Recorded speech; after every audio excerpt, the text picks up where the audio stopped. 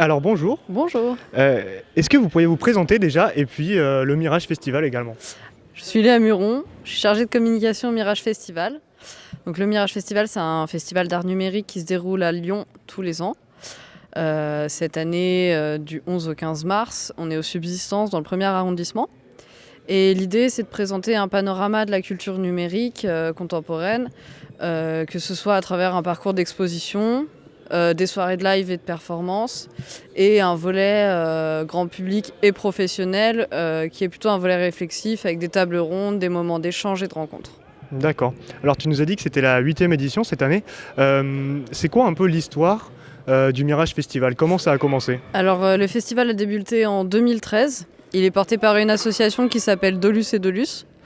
Est né d'une volonté de présenter l'art numérique actuel et dans son plus large spectre, tout en ayant une thématique, puisque les arts numériques sont un domaine assez large, puisque le numérique transcende toutes les créations. Donc voilà, depuis 8 ans maintenant, le Mirage Festival présente ce panorama de la création numérique actuelle. Alors cette année le thème c'est la cosmogonie. Est-ce que tu peux nous expliquer ce que c'est? Alors cette année on essaye d'aborder notre relation au cosmos et à l'univers qui nous entoure. Donc le parcours d'exposition présente des artistes qui s'interrogent sur notre rapport à l'espace, et aussi sur notre rapport aux technologies qui ont servi à la conquête spatiale ou qui serviront à la conquête spatiale. Donc ça va de la réalité virtuelle à des œuvres interactives, des œuvres contemplatives qui rendent hommage à des grands chercheurs ou des grands astrophysiciens, et aussi des œuvres, par exemple des œuvres sonores où on peut explorer des cartes de Mars par le son, en fait, par la création sonore. D'accord. Alors quand on pense à la cosmogonie, on se dit que c'est un thème très précis. Comment vous avez fait pour trouver les artistes présents ce soir? Est-ce qu'ils sont venus vers vous ou est-ce que vous êtes allé vers eux? Alors la création numérique, c'est un domaine très large, mais où aussi il y a beaucoup de relations qui se font, beaucoup de gens qui se connaissent, que ce soit entre les chercheurs, les artistes, les créateurs, designers, vidéastes, et les professionnels et les lieux de diffusion et de création.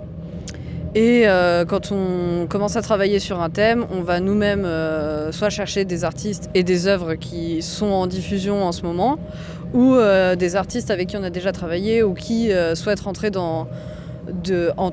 souhaitent faire partie du festival, viennent vers nous en nous présentant les recherches qu'ils mènent actuellement, et si ça colle avec la thématique, c'est une occasion de travailler ensemble. Le Mirage Festival, il est en 3 volets. Il y a un parcours d'exposition, donc avec plusieurs expositions. Une exposition principale qui s'appelle donc Cosmogonie, qui est vraiment axée sur la thématique de cette année. Une exposition qu'on appelle Focus Création Émergente, qui présente des œuvres et rendus de workshops d'écoles avec qui on est partenaire depuis quelques années, dont l'école des Beaux-Arts qui est aussi aux Subsistances. Et un volet réalité virtuelle où on présente des œuvres, soit des documentaires. Donc cette année, on présente le premier film filmé dans l'espace en réalité virtuelle. Et on a aussi des projets beaucoup plus artistiques à voir en réalité virtuelle aussi. Le deuxième volet, du coup, c'est plus le volet live et performance. Donc là, on fait des soirées. Donc ce soir, la soirée d'inauguration. Une soirée de performance et la soirée de clôture, où on présente des artistes qui travaillent autant avec l'image qu'avec le son, et qui font du live. Et ensuite le troisième volet qu'on appelle Mirage Créatif Plus, qui est un peu le volet réflexif du festival. Donc cette année, il se décline en plusieurs rendez-vous. Des rencontres professionnelles, donc sur inscription, où des artistes et professionnels régionaux rencontrent artistes et professionnels nationaux et internationaux. Donc c'est mené en lien avec le réseau UNESCO des villes créatives art numérique, la métropole et la ville de Lyon. Et on fait aussi des rendez-vous ouverts à tous les publics, donc des talks où des artistes et des intervenants viennent présenter leurs recherches, que ce soit des œuvres présentées sur le parcours d'expo ou des recherches qu'ils mènent actuellement. Et une table ronde qui s'appelle Quitter la planète bleue, artistes et chercheurs face à l'espace, où là, donc, on a une astrophysicienne, le directeur du planétarium et des artistes qui vont débattre de jeudi soir. Alors moi, il y a quelque chose qui m'a marqué. Tu m'as parlé de films en réalité virtuelle. Alors, est-ce que tu pourrais nous décrire un peu comment ça se passe, un film en réalité virtuelle?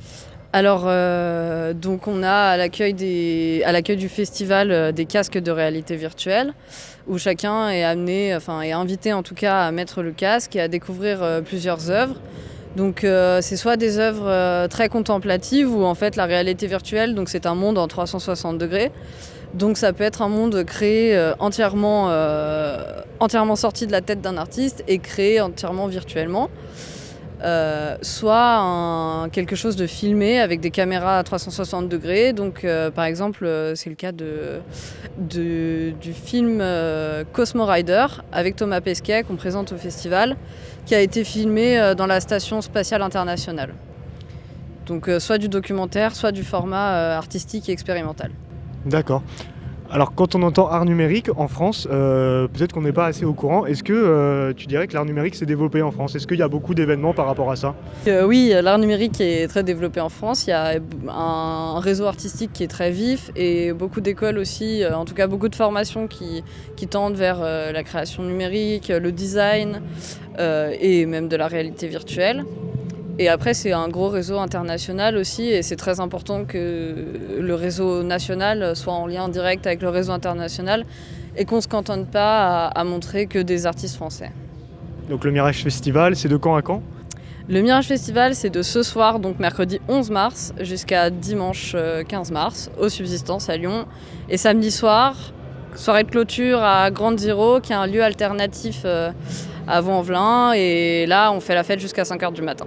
D'accord. Et où est-ce qu'on peut retrouver les actualités du Mirage Festival, peut-être pour l'année prochaine par exemple? Alors cette année, tout le programme est sur notre site miragefestival.com. Et après, tous les réseaux sociaux, Facebook, Instagram, Twitter et Vimeo, Mirage Festival. Merci beaucoup. Au revoir. Merci.